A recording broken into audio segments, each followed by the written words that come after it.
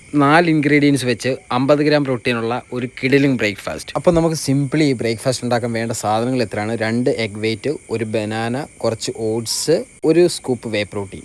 അപ്പോൾ ഞാൻ യൂസ് ചെയ്തേക്കുന്നത് ഡോക്ടർ ചോയ്സിൻ്റെ ഒരു സ്കൂപ്പ് ഓട്സ്, അതിൻ്റെ കൂടെ 2 എഗ് വെയിറ്റ്, ഓണിൻ്റെ ഒരു സ്കൂപ്പ് വേ പ്രോട്ടീൻ, പിന്നെ ഒരു ബനാന. നമ്മൾ ആദ്യം ഈ സാധനം എല്ലാം കൂടി ഒരു മിക്സറിലിട്ടിട്ട് നന്നായിട്ടൊന്ന് ബ്ലെൻഡ് ചെയ്തെടുക്കുക കേട്ടോ. ദെൻ എയർ ഫ്രയറിലിട്ട് ഒരു 15 മിനിറ്റ് നമ്മൾ കുക്ക് ചെയ്ത് കഴിഞ്ഞാൽ നമുക്ക് കിഡിലൊരു ബ്രേക്ക്ഫാസ്റ്റ് കിട്ടുന്നതാണ് കേട്ടോ. ഞാൻ അതിൻ്റെ കൂടെ കുറച്ച് നട്ട്സും ബാക്കി കാര്യങ്ങളൊക്കെ ചുമ്മാ ഒന്ന് ആഡ് ചെയ്തിട്ടുണ്ട്. എന്നൊക്കെ നിങ്ങൾക്ക് ഇഷ്ടമുണ്ടെങ്കിൽ മാത്രം ആഡ് ചെയ്യാവുന്ന സാധനങ്ങളാണ്. അപ്പോൾ നമ്മൾ രാവിലെ കഴിച്ചത് ഈ ഹെൽത്തി ബ്രേക്ക്ഫാസ്റ്റ് ആണ്. സോ അതിൽ നിന്ന് തന്നെ ഞാൻ 50 ഗ്രാം പ്രോട്ടീൻ ഗെയിൻ ചെയ്തു. അത് കഴിഞ്ഞ് ഉച്ചയ്ക്ക് ബ്രേക്ക്ഫാസ്റ്റ് നമ്മൾ പതിവ് പോലെ തന്നെ റൈസും ചിക്കനും വെജിറ്റബിൾ ബോയിൽ ചെയ്തുമാണ് കഴിച്ചത്.